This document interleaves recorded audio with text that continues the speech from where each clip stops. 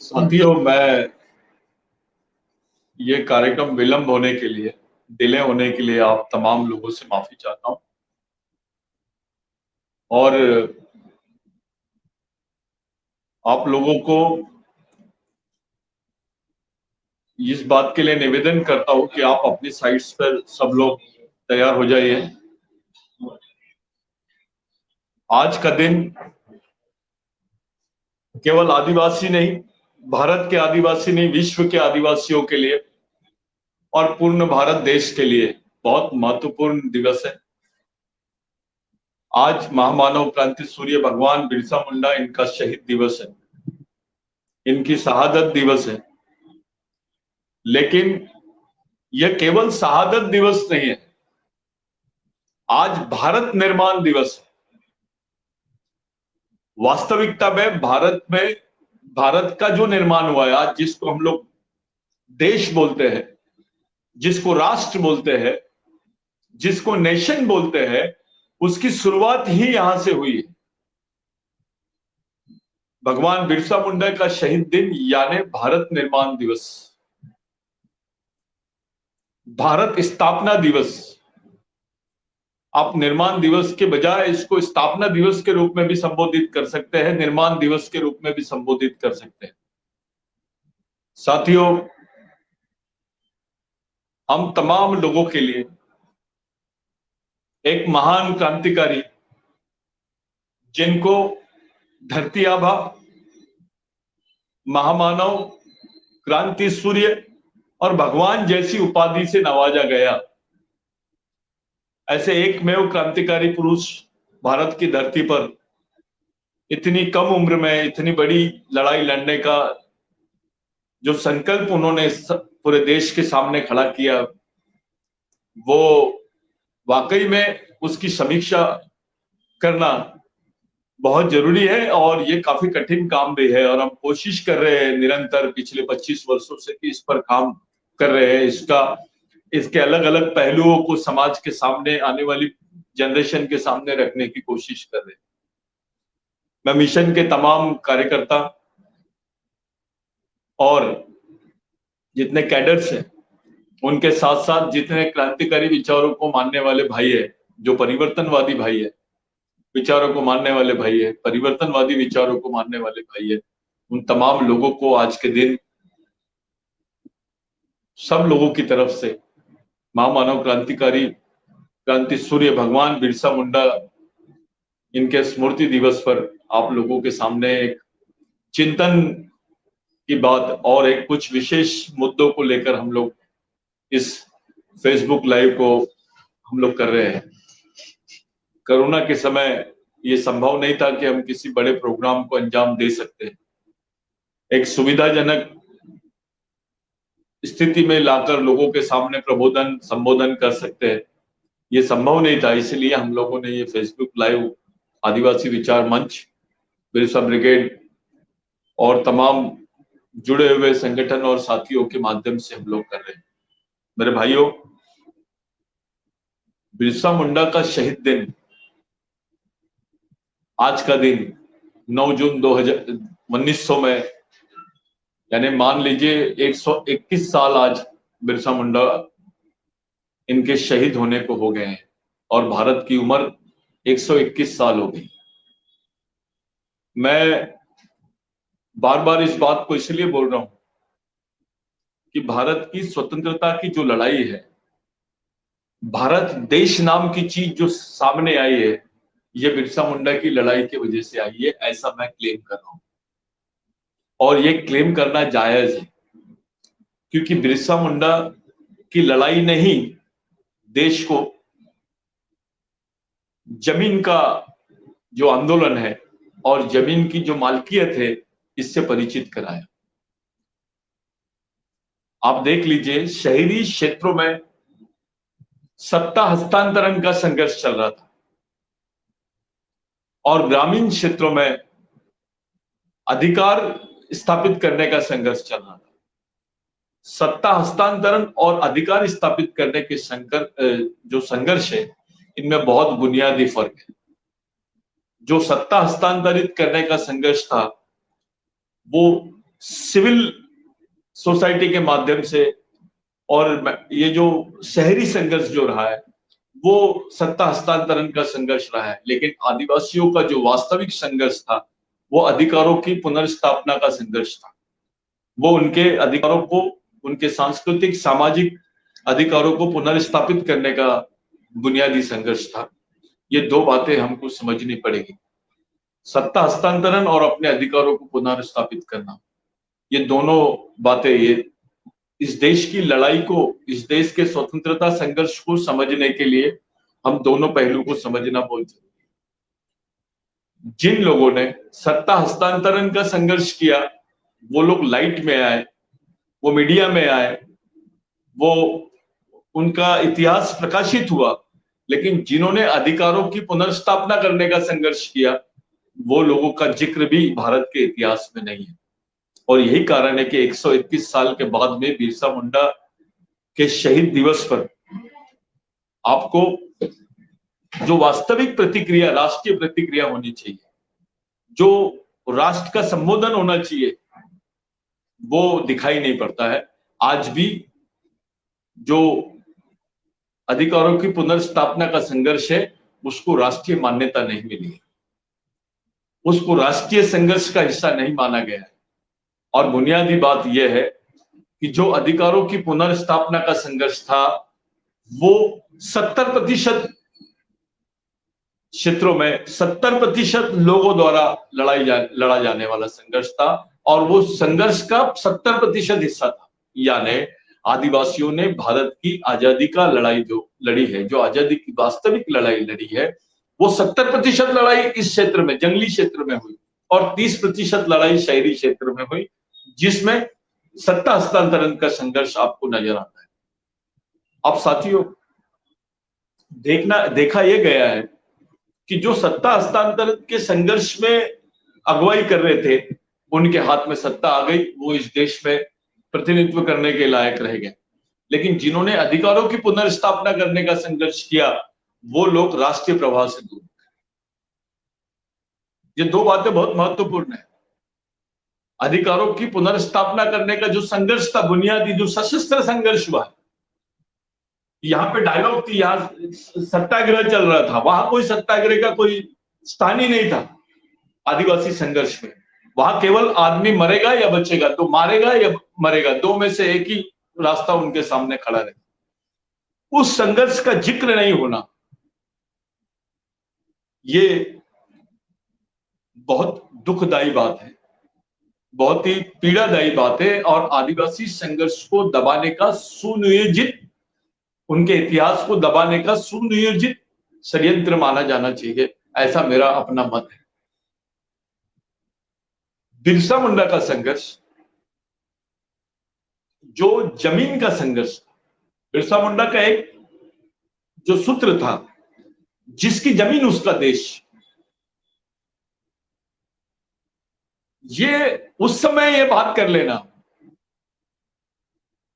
उस काल में जब भारत नाम की राष्ट्र की परिकल्पना भी लोगों के सामने नहीं आई कि भारत क्या है। 1900 में पेशवाई 1911 में खत्म हुई, लेकिन आप 1900 का जो बुनियादी संघर्ष था, उस संघर्ष को अगर हम लोग समझते हैं तो हमको ऐसा महसूस होता है कि वास्तविकता में वही संघर्ष भारत की आजादी का मूल संघर्ष था, और वहीं से भारत नाम की राष्ट्रीय संकल्पना सामने आई, क्योंकि वो जमीन का संघर्ष था। अगर जमीन नहीं है तो देश नहीं है, और देश नहीं है तो संविधान नहीं है, और संविधान नहीं है तो आपके राजनीतिक अधिकार और सत्ता, इसका कोई सवाल ही नहीं होता। तो बुनियादी संघर्ष जमीन का था, आपके अधिकार क्षेत्रों का था, आपके अधिकारों की पुनर्स्थापना का था। तो ये जो अधिकारों की पुनर्स्थापना का संघर्ष था, जो आदिवासी संघर्ष था, जो जंगली क्षेत्र के लोगों का संघर्ष था, जो जंगल में रहने वाले पिछड़े और कोई भी समाज बांधव हो सकते, उनका जो संघर्ष था उसको इन्होंने अनदेखा किया, और राजनीतिक संघर्ष को भारत के वास्तविक संघर्ष के रूप में इतिहास में लिखा गया। आज के दिन बिरसा मुंडा का जो आंदोलन है और इस देश के गरीब, शोषित, पीड़ित, मजदूर, इनके साथ साथ आदिवासियों का जो जीवन है, उनके जीवन की जो मूलभूत समस्या है, उन समस्याओं को लेकर जो मूल संघर्ष था उनका, उस पर बात करने का दिन है आज। और वो संघर्ष बिरसा मुंडा का संघर्ष था, जो आदिवासी क्रांतिकारी, तमाम क्रांतिकारियों के आखिरी वारिस के रूप में हम लोग बिरसा मुंडा को देखते हैं। यानी बिरसा मुंडा उस संघर्ष का अंतिम बिंदु दिखाई देता है भारतीय स्वतंत्रता तक। ये संघर्ष नेटिव और नेशन का संघर्ष था। बाद में ये नेटिव और नेशन के संघर्ष में परिवर्तित हो गया। नेटिव यानी वहां के मूल निवासी। ये जो नेशन की परिभाषा की जा रही है, जो नेशन नाम का शब्द आया है, वो नेटिव से आया है। नेटिव यानी वहां का जो मूल निवासी। एक संघर्ष नेटिव का था, जो अधिकारों की पुनर्स्थापना का संघर्ष था, जो अपने अधिकारों को बचाने का संघर्ष था, जो अपने अस्तित्व को और अपनी अस्मिता को बचाने का संघर्ष था। उसको नेटिव जोन में देखिए आप। और जो राजनीतिक सत्ता हस्तांतरण का संघर्ष शहरों में दिखाई दे रहा था, वो नेशन का संघर्ष हो।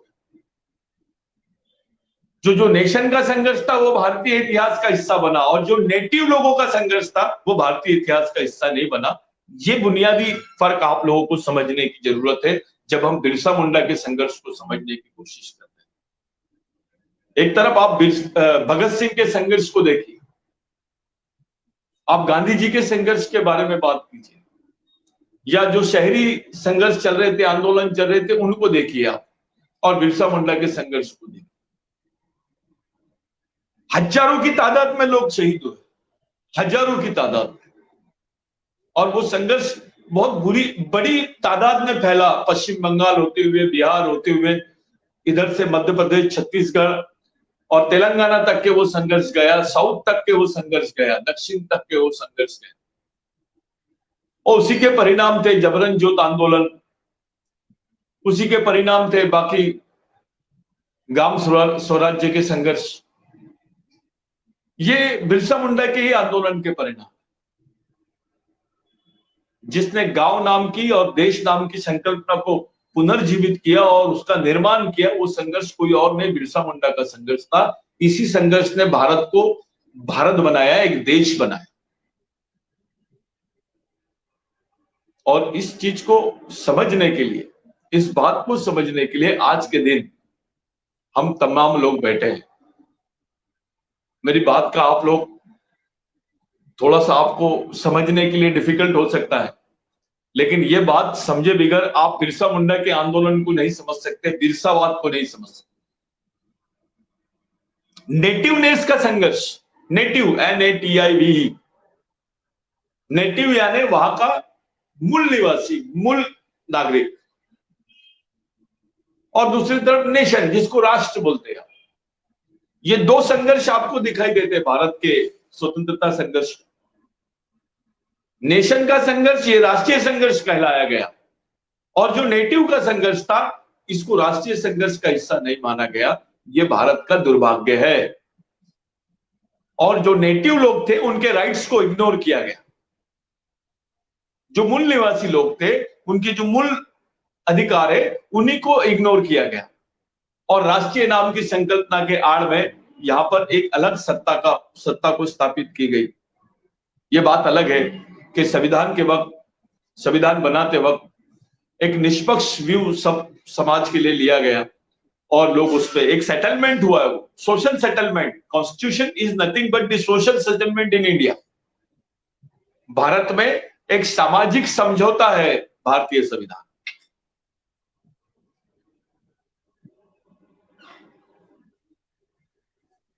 इस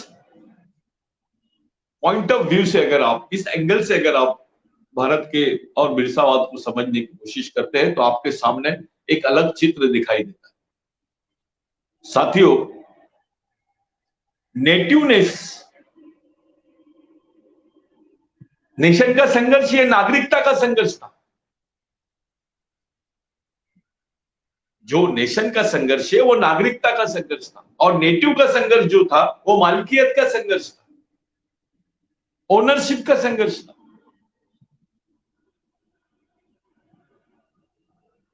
और बड़ी चतुराई के साथ जो नेटिव का संघर्ष था, जो मालिकियत का संघर्ष था, उसको दबाया गया और नागरिकता के संघर्ष को सामने रखा गया। तब भारत में राष्ट्र नाम की चीज को जन्म दिया गया। संविधान बनाते वक्त बहुत गंभीर बात हुई कि जो आदिवासी है वो पढ़े लिखे नहीं है, वो भोले भाले हैं। अगर उनको राजनीतिक अधिकार दिए गए, उनको वोटिंग पावर दिए गए, ये डॉक्टर हट्टन और बाबा साहब अम्बेडकर के बीच का जो संवाद है, मैं उसका एक पार्ट आपके सामने रख रहा हूं बिरसा मुंडा के संघर्ष को समझने के पहले, कि अगर इनको राजनीतिक माहौल में या राजनीतिक सिस्टम में इनको इंट्रोड्यूस किया गया, आदिवासियों को रखा गया, तो वो इस देश के जितने प्रस्तापित लोग हैं, जितने उच्च वर्णीय लोग हैं, जितने जमींदार लोग हैं, जितने राजनीतिक लोग हैं, उनके हाथों की कठपुतली बन जाएंगे। ऐसा डॉक्टर हट्टन ने डॉक्टर बाबा साहब अम्बेडकर को बताया। जब ये बात डॉक्टर बाबा साहब अम्बेडकर के सामने डॉक्टर हट्टन ने रखी, तो बाबा साहब थोड़े समय के लिए स्तब्ध हो गए कि ये तो सही बात है। लेकिन बाबा साहब ने एक बात रखा, डॉक्टर अंबेडकर ने एक बात रखी, जिससे नेहरू जी भी सहमत थे, कि अगर आदिवासियों को लोकतांत्रिक प्रक्रिया का हिस्सा नहीं बनाया गया तो वो बहुत पिछड़ जाएंगे और वो इस व्यवस्था से और राष्ट्र से अलग थलग हो जाएंगे, यानी राष्ट्रीय प्रवाह से पूरी तरह अलग हो जाएंगे। इस खतरे को समझते हुए भारत के आदिवासियों को भारतीय संविधान का हिस्सा बनाया गया। अब प्रॉब्लम ऐसा है कि जब इनको उसका हिस्सा बनाया गया तो एक पैरेलल कॉन्स्टिट्यूशन भी वहां खड़ा किया गया, समांतर संविधान जिसको बोलते हैं। 5वीं अनुसूची, 6वीं अनुसूची और आदिवासियों के विशेष अधिकार, आपको देखने को समझ में आएगा कि जो 5वीं अनुसूची का जो प्रावधान है, जो आदिवासी स्वायत्तता का प्रावधान है, जो आदिवासी स्वयं शासित क्षेत्र का जो प्रावधान है, इसको समांतर संविधान बोले। और जो पॉलिटिकल सिस्टम है, जहां आमदार, खासदार, सांसद, विधायक चुन के आते हैं, इसको संवैधानिक व्यवस्था बोलेंगे। समांतर संविधानिक अधिकार और संविधानिक अधिकार, आपको वोट देने के अधिकार, ये संविधानिक अधिकार। लेकिन आपको 5वीं अनुसूची के अधिकार, ये समांतर, संविधानिक समांतर, यानी एक पैरेलल कॉन्स्टिट्यूशन। संविधान में भी एक संविधान आदिवासियों के लिए। इसके पीछे की जो पार्श्वभूमि है वो बिरसा मुंडा के संघर्ष से आती है, क्योंकि बिरसा मुंडा का जो संघर्ष था वो नेटिवनेस का संघर्ष था, वो मालकियत का संघर्ष था, और उसी मालकियत को भारतीय संविधान में मान्यता दी गई। फिर शेड्यूल का कंसेप्ट लाया गया, 5वीं अनुसूची का प्रावधान किया गया, 6वीं अनुसूची का प्रावधान किया गया, विशेष आदिवासी अधिकारों का प्रावधान किया गया। लेकिन दो बातें जब हम देखते हैं कि जो संवैधानिक व्यवस्था है, जहां 5वीं अनुसूची थी, अब वहां पे भी इलेक्शंस हो गए, और जो समांतर संविधान था उसको बहुत ही टैक्टफुली खत्म कर दिया गया। और जब ये प्रावधानों को आप देखिए, पूरे 5वीं अनुसूचित क्षेत्र की हालत क्या है, क्या अधिकार मिले आदिवासियों को। अगर हम 121 साल का प्रावधान हम लोग देखते हैं, जब उस वक्त 1900 में ब्रिटिश गवर्नमेंट ने एक राइट पास कर लिया, एक बहुत बड़ा एक्ट पास किया कि आदिवासी की जमीन गैर आदिवासी आदमी नहीं ले सकता है, जिसको लैंड एक्विजिशन एक्ट बोलते हैं, भूमि संपादन अधिनियम बोलते हैं। 1900 में पास हुआ है कि आदिवासियों की जमीन गैर आदिवासी नहीं ले सकता, और गैर आदिवासी तो क्या सरकार भी नहीं ले सकती। यानी सरकार को और गैर आदिवासी को उस आदिवासी अधिकारों से दूर रखा गया था, ये प्रावधान था। यानी आदिवासियों को जो वास्तविक स्वतंत्रता थी, जिसको सांस्कृतिक सामाजिक स्वतंत्रता बोलते हैं, वो 1900 में मिला दिए थे, 1900 में मिल गई थी। 9 जून 1900 में जब बिरसा मुंडा जी शहीद हुए, उसी समय आदिवासियों को वास्तविक आजादी मिल गई थी इस देश की। आपको आपकी जमीन पर स्वतंत्रता के अधिकार मिल गए थे, यानी आपके क्षेत्र में आप ओनर बन गए थे, आप मालिक बन गए।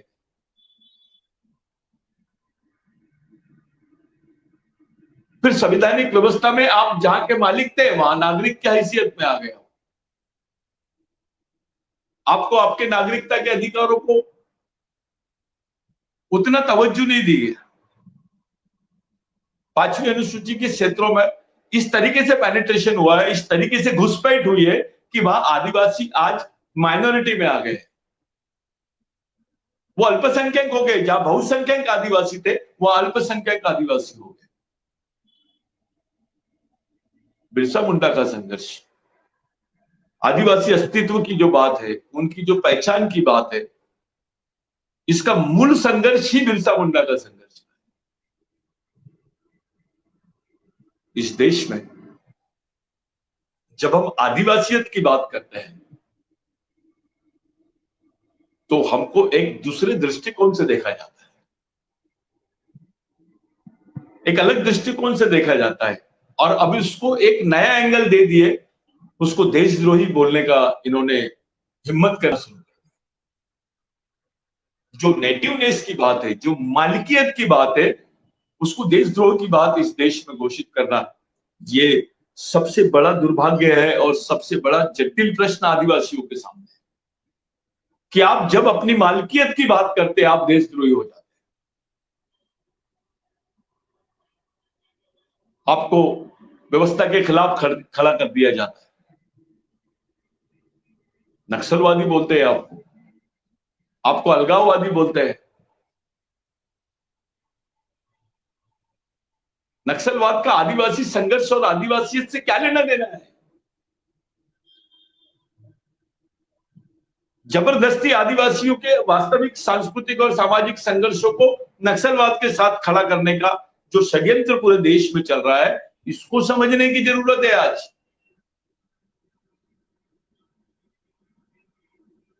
मेरे इस बात का यहां पर उल्लेख करना इसलिए जरूरी समझ रहे हैं आप, क्योंकि बिरसा मुंडा का भी संघर्ष वास्तविक संघर्ष, ये राष्ट्र विरोधी संघर्ष हो गया है। जिस संघर्ष ने देश का निर्माण किया वो राष्ट्र विरोधी संघर्ष कैसे हो सकता है? यह प्रश्न आदिवासियों ने पूरे देश में पूछना चाहिए आज। आपकी सामाजिक मालिकियत का प्रश्न, आपकी सांस्कृतिक पहचान का प्रश्न, आपके 5वीं अनुसूची के अधिकारों का प्रश्न, आपके 6वीं अनुसूची के अधिकारों का प्रश्न, आपके आरक्षण और बाकी विशेष अधिकारों का प्रश्न जब आप सामने रखते हो तो आप देशद्रोही कैसे हो सकते हैं? आप राष्ट्र के विरोध में कैसे जा सकते हैं? आप राष्ट्रीय सुरक्षा के खिलाफ कैसे हो सकते हैं? ये बात का उल्लेख मैं इसलिए कर रहा हूं कि वास्तविकता में बिरसा मुंडा की संघर्ष को ही इन्होंने राष्ट्र विरोधी संघर्ष के रूप में खड़ा करने का, उसको डिक्लेयर करने का षड्यंत्र रच रहे। आदिवासी संघर्ष को नहीं, शुरुआत तो बिरसा मुंडा के संघर्ष को, यानी बिरसा मुंडा के संघर्ष को राष्ट्रीयता का संघर्ष नहीं मानना चाहिए, उसको पहचान नहीं मिलनी चाहिए, ये तैयारी है। आप मेरे को बताइए, एक भी आदिवासी महापुरुषों को इन्होंने भारत रत्न दिया क्या? एक भी। और इसलिए हम लोगों ने बोले कि हम माली के देश के, हमको कोई पुरस्कार वगैरह होना नहीं, हमारे महापुरुषों को अपमानित मत करो, हम तो देश के मालिक हैं, आप नागरिक हो। जब हम ऐसी बात करते हैं तो एक प्रश्न खड़ा हो जाता है कि ये राष्ट्रीयता के खिलाफ बात कर रहे हैं। आजाद हो गया देश, आजादी के बाद से आज तक के कौन से आदिवासी महापुरुष को, क्रांतिकारी को इन्होंने भारत रत्न बोला है? चलो, भारत रत्न की उपाधि है, डॉक्टर बाबा साहब अम्बेडकर को भारत रत्न दी और सचिन तेंदुलकर को भारत रत्न दे। सचिन तेंदुलकर को भारत रत्न दिया जाता है, बाबा साहब की तुलना के सचिन तेंदुलकर से करेंगे आप? महात्मा फुले, इसकी तुलना, इनकी तुलना किससे करें? सुनियोजित तरीके से भारत के महापुरुषों का, क्रांतिकारियों का, समाज परिवर्तक लोगों का अपमान करने का जो षड्यंत्र पूरे देश में चालू है आजादी के बाद से, उसको समझना बहुत जरूरी है। आज अगर हम लोग उस बात को नहीं समझते हैं तो हम बिरसा मुंडा के शहीद दिन को भी नहीं समझ पाएंगे, उनकी वास्तविक आइडियोलॉजी को नहीं समझ पाएंगे। साथियों, जो विचारधारा आपको 25 साल की उम्र में समाज के लिए और देश के लिए कुर्बान होने के लिए प्रेरित करती है, उस विचारधारा को कैसे समझा जाएगा? उस विचारधारा की डेफिनेशन, उस विचारधारा का विश्लेषण जब आप करने जाओगे तो आपको समझ में आना चाहिए कि वो वास्तविकता में उस विचारधारा के पीछे की पार्श्वभूमि क्या थी। मामूली बात नहीं है। आप खुशी से फांसी का फंदा अपने समाज के लिए, अपने लोगों के लिए, अपने देश के लिए गले में बांध लेते हो। ये मामूली बात नहीं है। आज जो मिलिट्री में हमारे सेना के जवान हैं, वो वहां खड़े हैं, यही विचारधारा है उसके पीछे।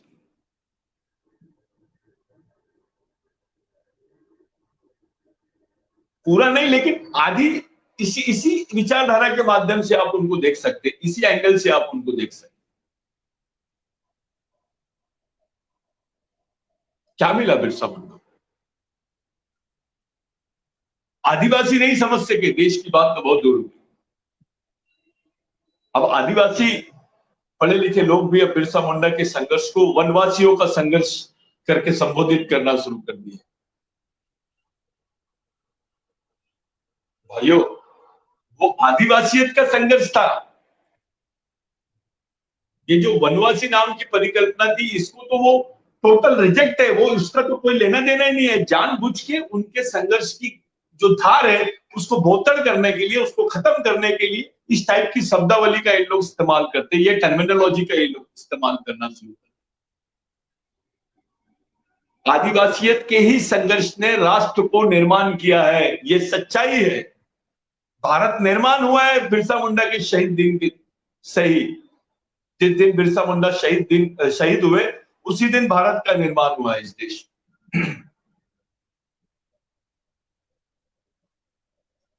ये समझना बहुत जरूरी है।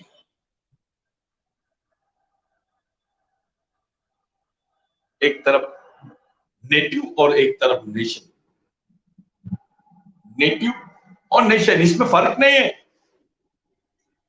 टीआई भी बाद में TION कर दिए उसको। नेटिव से नेशन हुआ है। ये जो टर्मिनोलॉजी है ये नेटिव से शुरू होती है। If there are natives there is a nation. जहां नेटिव है वही नेशन है, जहां नेटिव नहीं है वहां नेशन नहीं है। ये बन ही नहीं सकता।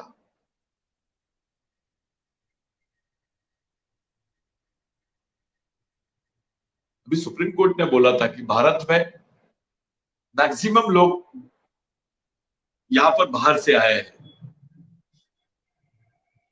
और सुप्रीम कोर्ट ये भी बोल रहा है कि आदिवासी इस देश के फर्स्ट नेटिव्स हैं। They are the first citizen of India, they are the owner of India, aboriginal people of India, indigenous people of India. ये उनकी पहचान का प्रश्न था। आज जो सुप्रीम कोर्ट बोल रहा है ना, ये संघर्ष बिरसा मुंडा का संघर्ष था, ये टंटा भिल का संघर्ष था, रामूजी भांगरे का संघर्ष था, तिलका मांझी का संघर्ष था, गुंडा धुर का संघर्ष था, रेंगा कोरकू का संघर्ष था, उमाजी नाइक का संघर्ष था, ख्वाजा नाइक का संघर्ष था। 1857 का संघर्ष। 1857 के पहले क्या? चलो 1857 के बाद का जो संघर्ष है उसकी डेफिनेशन क्या है भारत की नजर में? किसी भी देश में सबसे पहली चीज उस देश के इतिहास के बेसिक समझा जाता है। एक पहला उसका वास्तविक इतिहास और दूसरा उसका सामाजिक इतिहास। और उसका सांस्कृतिक इतिहास। तो इस देश का सांस्कृतिक इतिहास भी बदल दिए, इस देश का सामाजिक इतिहास भी बदल दिए, और इस देश की स्वतंत्रता का वास्तविक इतिहास भी बदल दिए। ये तीनों इतिहास बदला गया है। इंडियन एंथ्रोपोलॉजी बदली गई है। भारत की जो मानव शास्त्र, भारत का जो वास्तविक मानव शास्त्र है वो बदल दिया गया, उसको दबा दिया गया।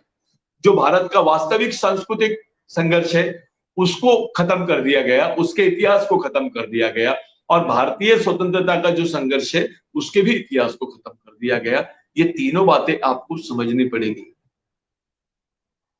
मैं योजनाओं से ज्यादा षड्यंत्र पे बात करना चाह रहा हूं आज।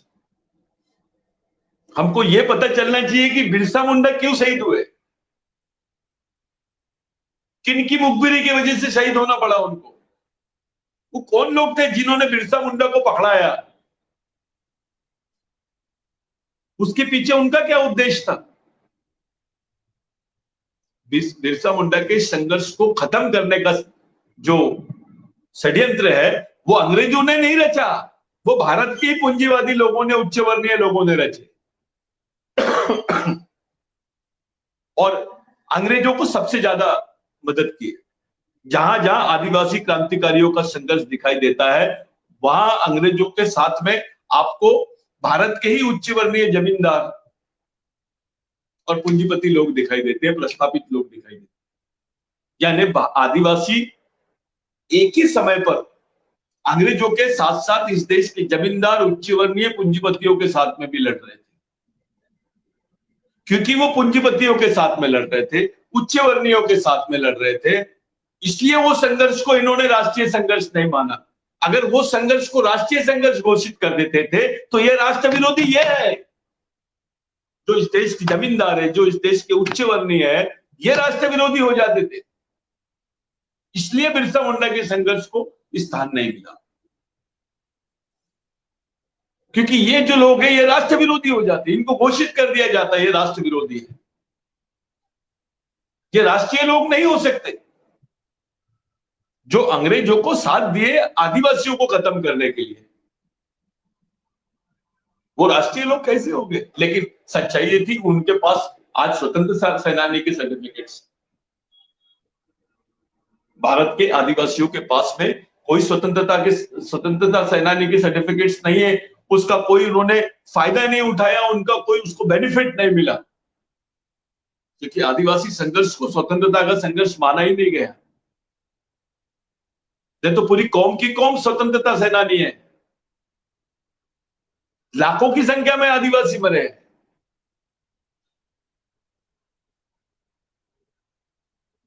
जो लोगों ने अंग्रेजों का साथ दिए आज उन्हीं के हाथ में सत्ता है।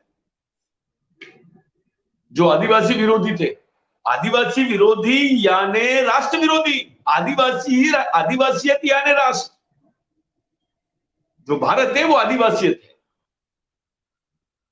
इसलिए मैं ये बोलना चाहता कि बिरसा मुंडा जी का जो शहीद दिन है वहीं से भारत निर्माण की बात शुरू होती है। तो आदिवासी संघर्ष को समझने के लिए, बिरसावाद को समझने के लिए आपको एक एंगल दिखना चाहिए, आपको एक अलग अलग पहलुओं को भी देखने की जरूरत है। आज मैं आपको षड्यंत्रों के बारे में ज्यादा बताना चाहता हूं, क्योंकि जब आप किसी चीज को समझना चाहते हो तो उसके लिए आपके पास एंगल होना चाहिए, दृष्टिकोण होना बहुत जरूरी है। साथियों, बिरसा मुंडा का संघर्ष जो था वो इस देश के मालिकियत का अंतिम संघर्ष माना जाता है, जल जमीन जंगल का अंतिम संघर्ष। उसके बाद जो भी संघर्ष, आदिवासी संघर्ष हुए वो उठाव हुए, लेकिन उसको जो दिशा थी, जो उसका एक एंगल था, जो उसका दृष्टिकोण था वो क्लियर नहीं था। बिरसा मुंडा के संघर्ष में हमको दिखाई देता है क्लियर, जल जमीन जंगल पर मालिकियत, और उनका एक शब्द, जिसकी जमीन उसका देश। यानी बिरसा मुंडा को ये बात समझती थी, कुछ लोगों ने बिरसा भगवान को बदनाम करने का षड्यंत्र रचा कि ये पढ़े लिखे नहीं थे, कपड़े नहीं थे इनके आंख में, इनको कोई दृष्टिकोण नहीं था।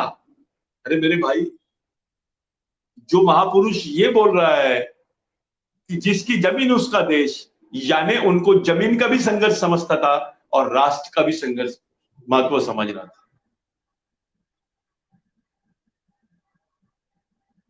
जिसकी जमीन उसका देश, ये शब्द जो है बिरसा जी के, ये शब्दों के पीछे पूरी राष्ट्रीयता खड़ी रहती है, इन्हीं शब्दों के पीछे पूरी मानवीयत खड़ी रहती है।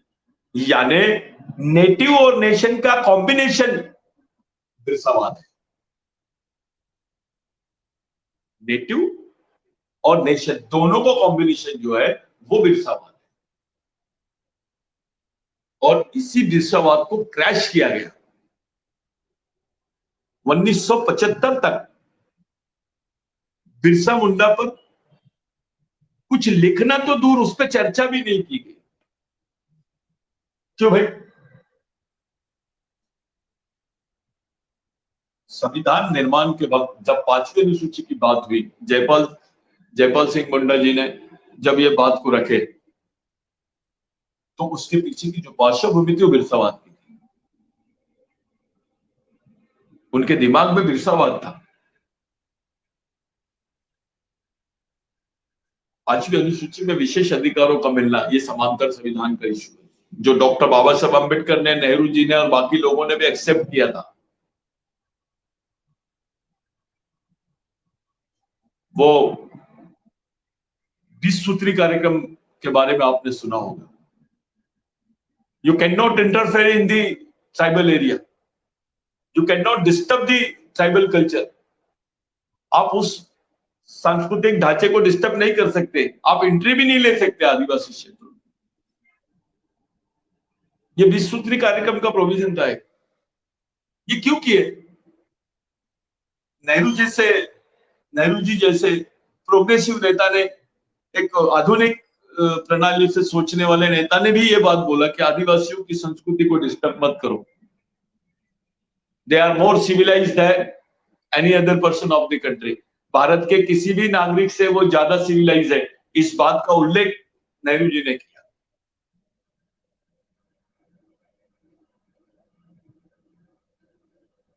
बाबा साहब ने तो उनको डायरेक्ट नॉन रिलीजियस सेक्टर करके घोषित कर दिया कि ये गैर धर्मीय आदिवासी लोग हैं, जिनका कोई धर्म नहीं, इनकी अपनी एक संस्कृति है जो बहुत ही ज्यादा सिविलाइज है और मानवतावादी संस्कृति है। तो इतनी बड़ी बात। जॉन हैंड्रॉक बिरसा मुंडा के बारे में लिखते हैं, I have seen God on the earth. मैंने भगवान को जमीन पे देखा है। इस टाइप की बात एक अंग्रेज अफसर ने करना, एक अंग्रेज राइटर ने करना, एक अंग्रेज पढ़े लिखे व्यक्ति ने करना, ये बहुत मायने रखती है। बिरसा मुंडा को लोगों ने आधुनिक कार्ल मार्क्स बोला, भारतीय कार्ल मार्क्स।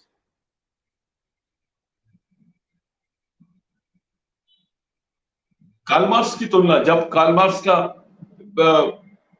अर्थशास्त्र, हम डायलेक्टिक मटेरियलिज्म पढ़ते हैं, उनका बाकी हम लोग ग्रंथ पढ़ते हैं, उनके जितने भी ग्रंथ है, एक बड़ा नाम है कार्ल मार्क्स, एक विचारों का एक बहुत बड़ा स्थान कार्ल मार्क्स जैसे, तो उनकी तुलना बिरसा मुंडा से कर रहे।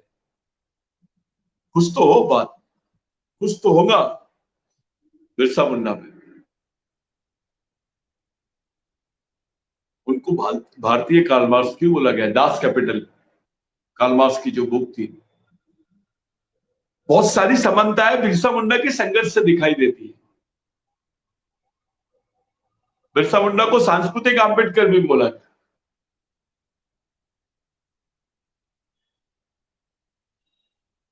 अम्बेडकर आधुनिक सामाजिक अम्बेडकर थे, लेकिन उसके पहले उनको सांस्कृतिक अम्बेडकर भी बोला गया कि नहीं नहीं, इसी तरीके के सोच बिरसा मुंडा ने रखी। बाबा साहब ने धम्म की दीक्षा ली, बिरसा मुंडा ने वहां सांस्कृतिक सामाजिक दीक्षा दी। जो सरना की कंसेप्ट है वो कोई धर्म मरम नहीं है, वो सांस्कृतिक कंसेप्ट है।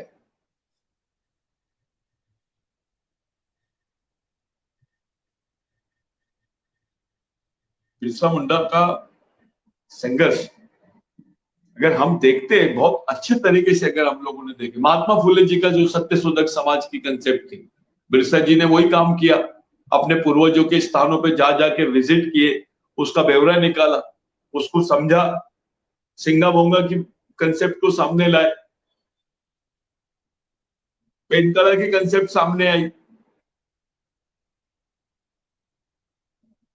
अपने पूर्वजों से उन्होंने तो, बिरसा मुंडा ने बोला कि मैं कोई नया कर नहीं रहा था, मैंने तो वही किया है जो मेरे पूर्वजों ने पहले किया, मैंने उसी चीज को आगे बढ़ाया हूं।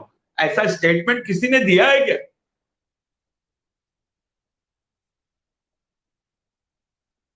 यानी जो बिरसावाद है वो बिरसा मुंडा जी के पहले ही था। अपन बिरसा मुंडा जी के माध्यम से उस विचारधारा जिस पर हमारे पूरे शहीद और समाज लड़ रहा था और हजारों साल से लड़ते हुए आया है, वही बिरसावाद को बिरसा मुंडा जी के नाम से हम लोगों ने स्टैब्लिश किया। ये केवल एक व्यक्ति की विचारधारा नहीं है, पूर्ण संपूर्ण आदिवासी समाज की विचारधारा है। भारत के तमाम आदिवासी जो हजारों साल से अपने सांस्कृतिक सामाजिक संघर्ष की, अस्तित्व की और पहचान की लड़ाई लड़ रहे हैं, उसी लड़ाई का प्रतिनिधित्व बिरसावाद करता है। It's ideology. आज के दिन मेरे लिए, आपके लिए, हम तमाम लोगों के लिए तीन बातों पर ध्यान देना बहुत जरूरी है साहब। कि राष्ट्र में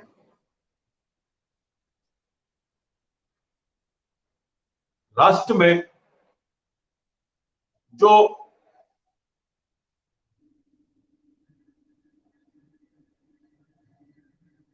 राष्ट्र में जो परिस्थितियां निर्माण हो रही है आदिवासियों को लेकर, जो देश का मालिक है, जो आदिवासियत की बात करता है, वो देशद्रोही कैसे?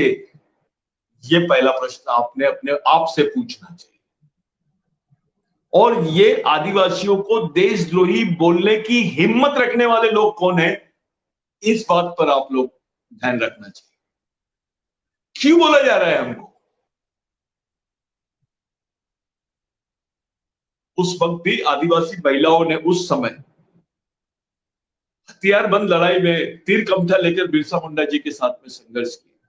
मैं ये नहीं बोल रहा हूं, मैं जस्टिफाई नहीं कर रहा हूं कि नक्सलवादी आंदोलन जो चल रहा है आदिवासियों का संघर्ष या आदिवासियों ने शुरू, नहीं, गलत, मैं वो नहीं बोल रहा हूं। मैं वो बताना चाहता हूं कि तब भी आदिवासी महिलाएं लड़ रही थी। आज हमको देखने में आ रहा है कि यहाँ आदिवासी बच्चियां हैं, 16 साल 13 साल की आदिवासी लड़कियां हाथ में हथियार लेके, बंदूकें लेकर लड़ने की कतार में हमको दिखाई दे रहे हैं, मारे जा रहे हैं।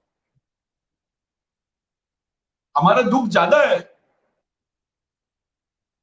जिस बहन के हाथ में किताब होना था, जिस बहन के हाथ में रोजगार होना था, उसी बहन के हाथ में हथियार है आज। और एक बार हथियार पकड़ लिए तो उसकी किस्मत में सिर्फ, उसके जीवन में सिर्फ मौत ही मिलना है, उसका रिजल्ट ही मौत है।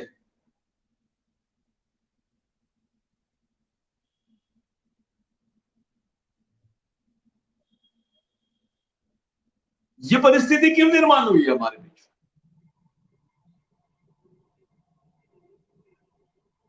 हमारा संघर्ष कहां आ गया है? रोटी का संघर्ष हो गया है। बीपीएल कार्ड का संघर्ष आदिवासी करने लगे हैं। मैं पिछली बार अधिवेशन में गया था नागपुर, 2 साल पहले की बात। हमारे पार्टी भाई भीख मांगने का लाइसेंस मांग रहे थे, भीख मांगने का लाइसेंस, कि हमको भीख मांगने दो भाई। ऐसा किसी देश में हुआ है क्या कि उस देश का मालिक भीख मांगने का लाइसेंस मांगे? जो देश का मालिक है वो उसी देश में, अपने ही देश में, अपनी ही मालिकियत के देश में भीख मांगने का लाइसेंस मांग रहा है, बीपीएल कार्ड मांग रहा है कि मैं गरीब हूं, मेरे को सर्टिफाई करो कि मैं गरीब हूं।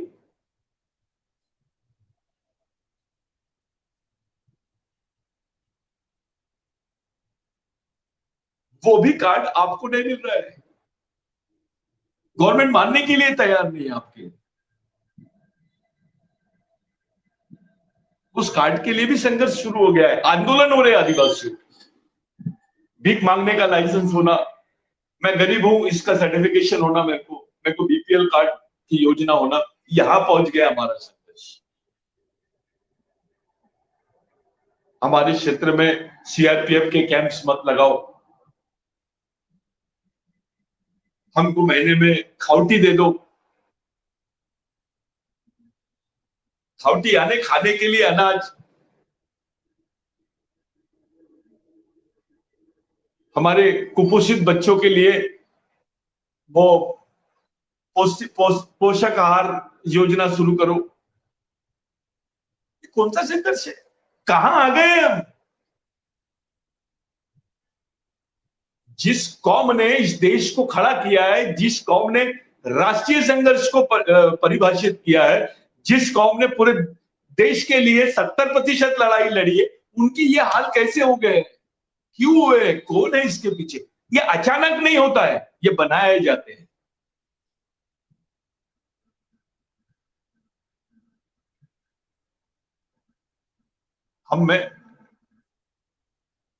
हमारे आश्रम स्कूल के बच्चे कैसे संघर्ष करते हैं, देखिए आप। जो जनरेशन हमारी आने वाली जनरेशन है, उनका संघर्ष देखिए आप। हमको बराबर खाना नहीं मिल रहा है, किताबें नहीं मिली, अभी तक स्कॉलरशिप नहीं मिला। इस टाइप का संघर्ष आदिवासियों के बाद आप देखिए वो बच्चों का जीवन कैसे हो गया, वो भी ठीक से नहीं मिलता। बैकडेटेड एक्सपायरी डेट के साबुन देते हैं आदिवासी बच्चों, एक्सपायरी डेट के मेडिसिन देते हैं, एक्सपायरी डेट के वाटर मशीन देते हैं, एक्सपायरी डेट के बुक्स भी देते हैं। उसको उसका कवर चेंज कर देते हैं और उसको वो आदिवासी बच्चे को जब वो एमपीएससी का एग्जाम देने जाता है, स्टाफ सिलेक्शन का एग्जाम देने जाते हैं, तब उनको पता चलता है मैं तो पुरानी बैकडेटेड किताब पढ़ रहा। ऐसे स्कैंडल्स होते हैं आदिवासी डिपार्टमेंट में। आज के दिन मैं इसलिए इस बात को आपके सामने रख रहा हूं क्योंकि आपको बिरसावाद को समझना है, उनके शहीद दिन को समझना है।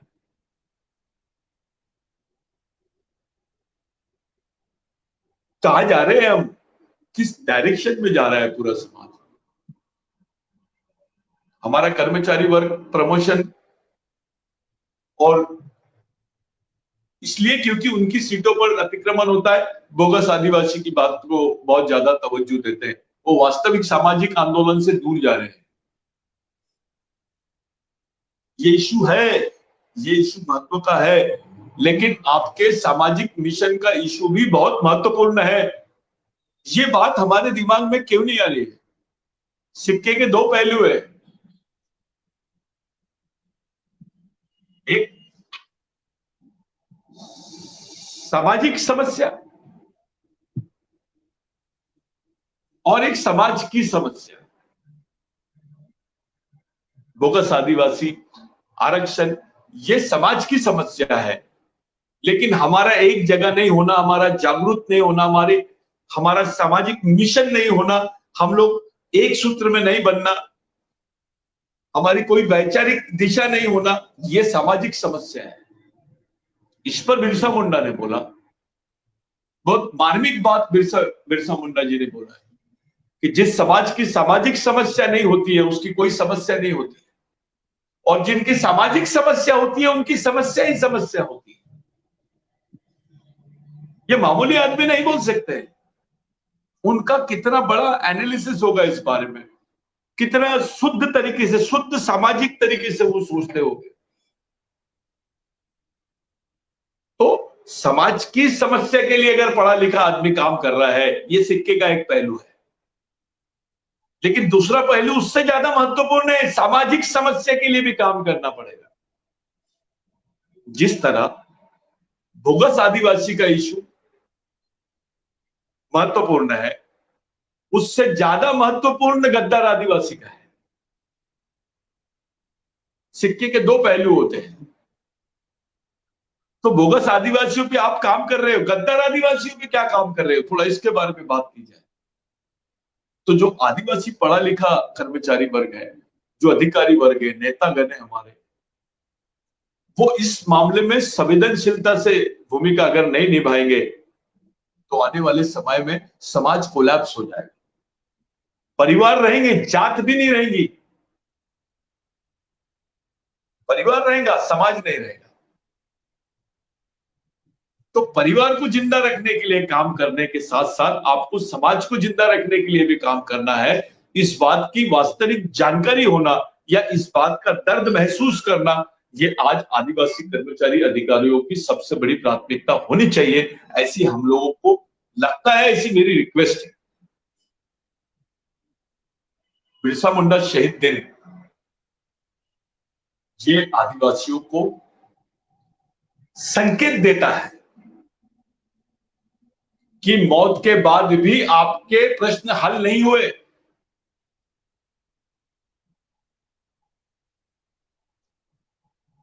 बिरसा मुंडा के शहीद होने के बाद जो आदिवासियों की दुर्गति हुई है, और बिरसा मुंडा जी के साथ हजारों लोगों ने भारत के कोने कोने में अपने आदिवासी संघर्ष, जल जमीन जंगल के संघर्ष को लड़ा और बेचारे शहीद हुए, बावजूद उसके कोई रिजल्ट हमारे सामने नहीं आ रहे। अभी भी जो आदिवासियों के नाम पे संघर्ष करने का दावा कर रहे हैं, वहां भी लोग मर रहे हैं, लड़कियां मर रही है, हथियार पकड़ रहे नए नए बच्चे, 18 साल के 17 साल के बच्चे, आदिवासी बच्चों के हाथ पे हथियार है, मर रहे हैं, शहीद हो रहे हैं। बोले आप, अब मैं उनकी मौत का कोई डेफिनेशन नहीं दे सकता हूं। अगर मैं शहीद बोलूंगा तो ऐसा बोला जाएगा कि आप नक्सली आंदोलन का समर्थन करें, क्योंकि हम नक्सली आंदोलन को बिरसावाद का हिस्सा मानने के लिए तैयार नहीं है। बिरसावाद एक बहुत अलग सोच है।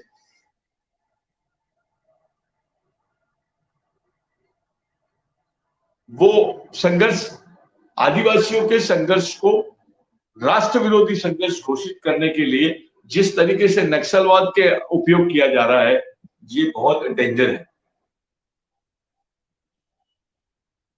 आदिवासियों को राष्ट्र विरोधी बोलना यानी बिरसावाद को कलंकित करने वाली बात है, उसको चैलेंज करने वाली बात है, उस पर अटैक करने, बिरसा मुंडा के संघर्ष को चैलेंज करने वाली बात है। सीधे शब्दों में बोल रहा हूं मैं, जिसका देश है वो देश विरोधी कैसे हो सकता है? ये बस ये दो बातें अच्छी तरीके से समझाया है। साथियों, इस देश में हजारों साल से सांस्कृतिक संघर्ष हुआ है, टूटते टूटते टूटते टूटते ऐसा बिखरा है आदिवासी समाज की आज उसको जोड़ना बहुत बड़ी चुनौती होगी। विश्व में किसी देश में ऐसी हालत आदिवासियों की नहीं है जो भारत में है। और हमारी प्राथमिक चुनौती यानी प्राथमिकता इसी बात को हमने देना चाहिए कि भारत के आदिवासी एक जगह कैसे आएंगे, वो एक सांस्कृतिक सूत्र में कैसे बंधेंगे। जब इतनी बड़ी कल्पना आप करने लग जाओगे तो आपको जाति, धर्म, पार्टी, संगठन, इससे ऊपर उठ के काम करना पड़ेगा।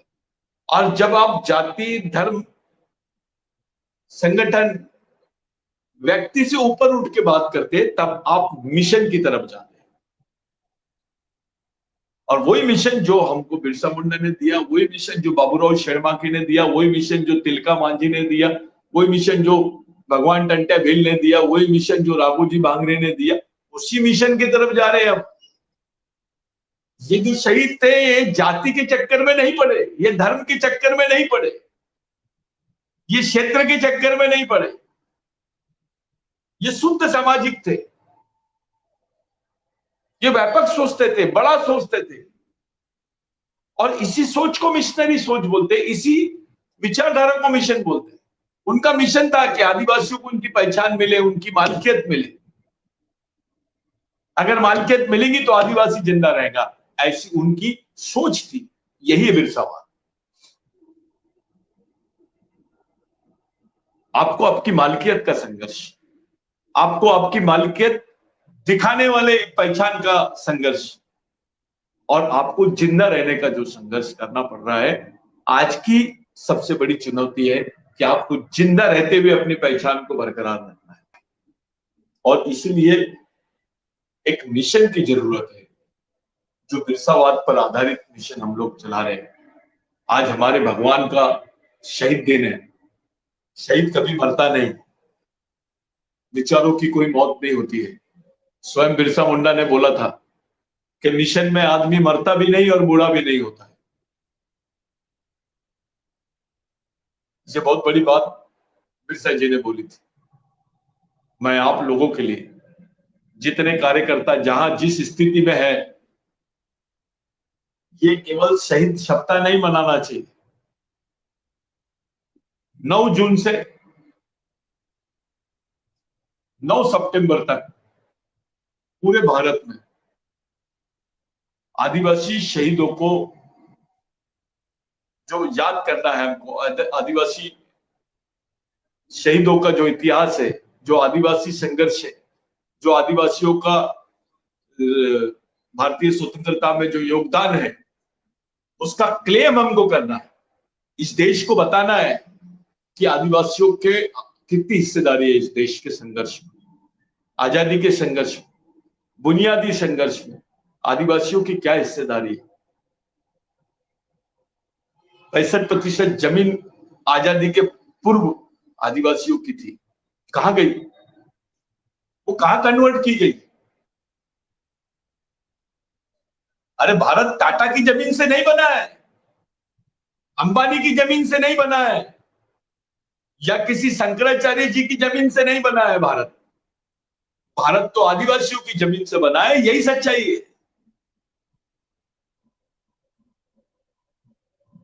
तो भारत को निर्माण करने का जो योगदान है, या भारत के जो मालिक है, वो कौन होंगे? आदिवासी ही है। भारत का निर्माण आदिवासियों ने किया। भारत की वास्तविकता, जिसको राष्ट्रीय पहचान यानी राष्ट्रीय संकल्पना जहां से आई, वो बिरसावाद का छोर है। वो बिरसावाद का एक बहुत बड़ी कड़ी है। वो महामानव भगवान बिरसा मुंडा जिस दिन शहीद हुए, उसी दिन भारत की स्थापना हुई, भारत का निर्माण हुआ, भारतीय देश का निर्माण हुआ, भारत देश का निर्माण हुआ। ऐसा हम मानते हैं, ऐसा हम क्लेम करते हैं। और हम बिरसा मुंडा जी के शहीद दिन को भारतीय दिवस के रूप में, भारतीय निर्माण दिवस के रूप में, भारत निर्माण दिवस के रूप में हम लोग मानते हैं। और ये हमको शुरू करना है, क्लेम हमको करना है। जिनका ये देश नहीं, वो देश पे क्लेम कर रहे हैं। हम तो मालिक है। तो आज के दिन बिरसा मुंडा का जो शहीद दिन है, ये शहीद दिन हमको क्या संकेत देता है? इस शहीद दिन के को ध्यान में रखकर, उनके संघर्ष को ध्यान में रखकर, उनकी मूल विचारधारा को ध्यान में रखकर हमारे सामने कौन सी चुनौतियां आती है और उसको किस तरीके से करना है, उसी आइडियोलॉजी का उपयोग करके आपको ट्रीटमेंट करना है पूरे समाज को। उसी दवाई का उपयोग करके चिकित्सा करनी है पूरे समाज की। मैं जितने मिशन के कार्यकर्ता लोग हैं, जो कैडर्स है, जो हमारे बाकी भाई है, ऐसा जरूरी नहीं है बिरसा ब्रिगेड में आज केवल आदिवासी है। बिरसा ब्रिगेड में सभी जाति धर्म संप्रदाय के लोग काम कर रहे हैं, क्योंकि अब सबको समझने लग गया है बिरसा मुंडा का सिद्धांत क्या था। आज का आपने रिएक्शन देखे होंगे यूट्यूब और व्हाट्सएप पर, और मैं फेसबुक पर देख रहा हूं कि भारत के मैक्सिमम नेताओं ने पहली बार बिरसा मुंडा जी को याद किया। ये क्यों याद किए? क्योंकि भारत में विपरीत परिस्थितियां हैं, और विपरीत परिस्थिति में ही सही डॉक्टर का नाम याद आता है। आज की जो परिस्थिति है, उसमें ऐसे ही डॉक्टर लोगों का ट्रीटमेंट होना, जिन्होंने पूरी निस्वार्थ भाव से देश के लिए काम किया, समाज के लिए काम किया, अपनी कुर्बानी दी इतनी छोटी उम्र में। साथियों, बिरसावाद को समझने के लिए काफी समय लगता है। इस पर हम लोग जो विश्लेषण करते हैं उस पर बहुत काफी समय लगता है, लेकिन मैं जाते जाते आपको 2-3 बातें बताना चाहता हूं। जब लैंड एक्विजिशन बिल पास हुआ, तो ब्रिटिश एम्पायर ने पास किया, ब्रिटेन में पास हुआ। उस वक्त ब्रिटिशों की 17 देशों में सत्ता थी, 17 देशों में सत्ता थी।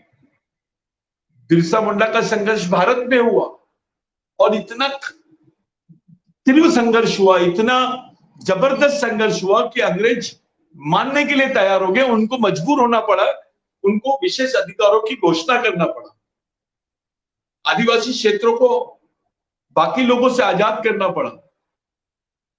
वो एक्ट बोलता है, ऐसे एक्ट कभी आपने देखे क्या कि आदिवासी की जमीन गैर आदिवासी नहीं ले सकता, और गैर आदिवासी तो क्या सरकार भी नहीं ले सकती है। पूर्ण मुक्ति है इसमें, पूर्ण स्वतंत्रता की बात की है अंग्रेजों ने। तो ये जो एक्ट बना, इसका फायदा 17 देशों के आदिवासियों को भी हुआ उस समय। तो ये बात बताती है कि बिरसा मुंडा केवल राष्ट्रीय नेता नहीं, आदिवासियों के अंतरराष्ट्रीय नेता भी है। ये बात को समझने की जरूरत है, इसको इस एंगल से भी देखने की जरूरत है। इसलिए यूनाइटेड नेशंस में बिरसा मुंडा को एक मॉडल माना गया, इंटरनेशनल मॉडल मान रहे हैं। लैंग्वेज ऑफ लैंड, जमीन की भाषा का जो उनको वो मिला है, उपाधि मिली है, बिरसा मुंडा के संघर्ष को लैंग्वेज ऑफ लैंड बोला गया है।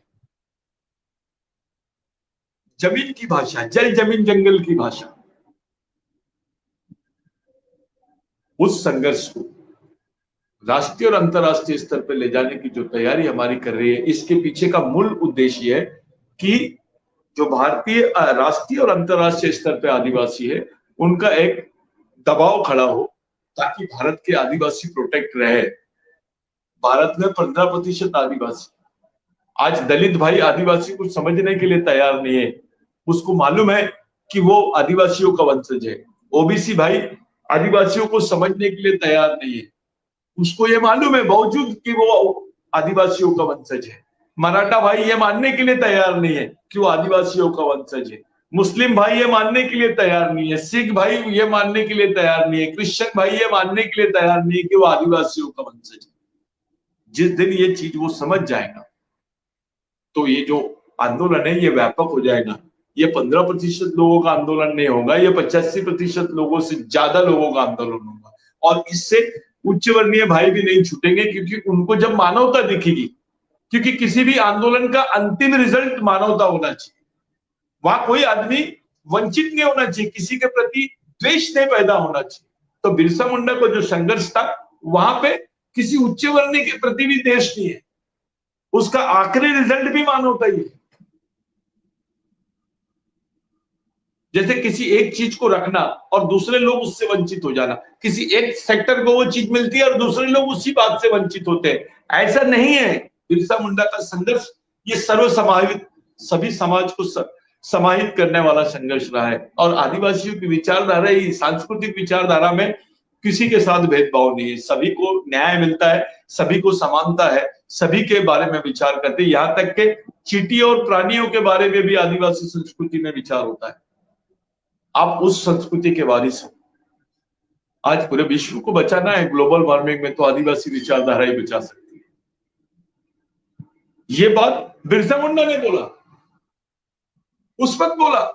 उनकी दूरदृष्टि देखो कि हमारी संस्कृति केवल हमारे मानव समाज को ही नहीं बचाएगी, प्रकृति को भी बचाएंगी और प्रकृति में रहने वाले जीवों को भी बचाएंगी।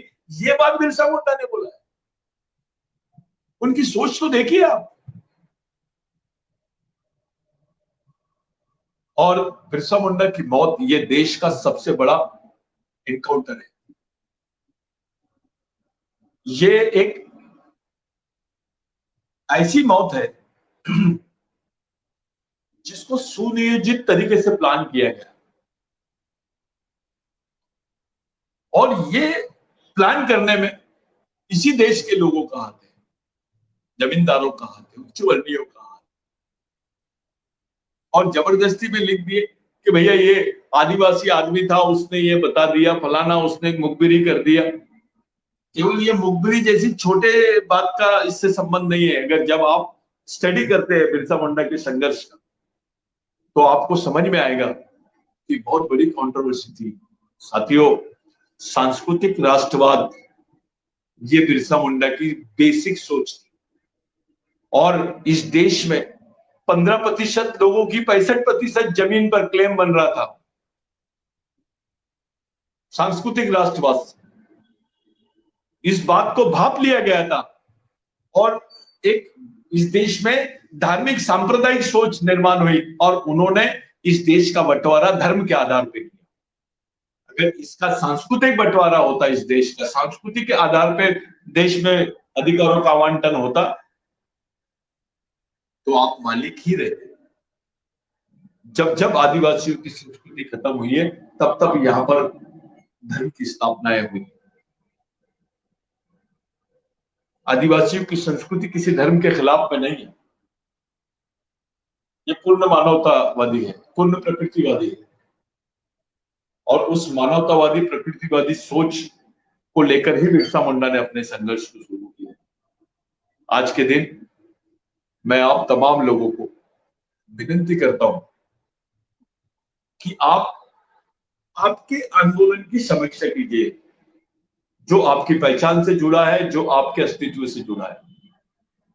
कुछ लोगों को लग रहा होगा कि भाई वर्तमान परिस्थिति में आदिवासियों की अस्मिता अस्तित्व के लिए संघर्ष ये विषय रखा गया है, लेकिन इसी विषय को डेप्थ में ले जाने के लिए, इसकी गहराई को समझने के लिए बिरसा मुंडा जी के संघर्ष और उनकी विचारधारा और उस पर होने वाले वर्तमान में जो षड्यंत्र चल रहे हैं उसको समझना पहले जरूरी है। किसी भी यात्रा को शुरू करने के पहले खतरों को भांपना बहुत जरूरी है। Precautions, safeguard. लड़ाई के मैदान में तलवार से ज्यादा महत्वपूर्ण चीज होती है ढाल। आपका बचना बहुत जरूरी है अगर आप लड़ना चाहते हो, और आपके बचने से ही आपके संघर्ष को गति मिलेगी। आपके बचकर ही आप लड़ाई लड़ सकते हो। इसलिए अपने आप को बचाते हुए, अपनी पहचान को बचाते हुए, अपने सांस्कृतिक सामाजिक पहचान को बचाते हुए, अपने अधिकारों को बचाते हुए, अपने समाज को बचाते हुए, आने वाली जनरेशन को बचाते हुए, कौन सी सोच सुनियोजित तरीके से अपने को मंजिल तक पहुंचा सकती है, उसकी समीक्षा करना बहुत जरूरी है।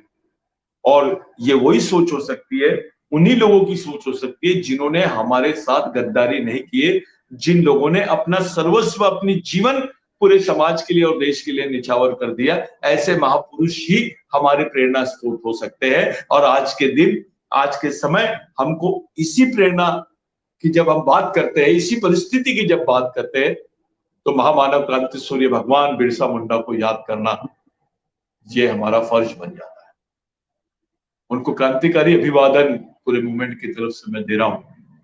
साथियों, बिरसा मुंडा शहीद दिन पर बिरसा ब्रिगेड की तरफ से, आदिवासी विचार मंच की तरफ से एक सीरीज चला रहे हैं हम लोग फेसबुक लाइव की, और ये सीरीज कंप्लीट बिरसावाद पे रहेगी।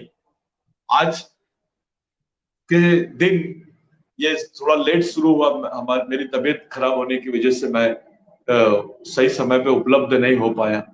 मैं खुद हॉस्पिटलाइज होके आया और आज का दिन हमारे लिए बहुत महत्वपूर्ण है, इसलिए मैंने बाकी सब चीजों को थोड़ा सा लेट जरूर हुआ, उसके लिए मैं आप लोगों से क्षमा चाहता हूं।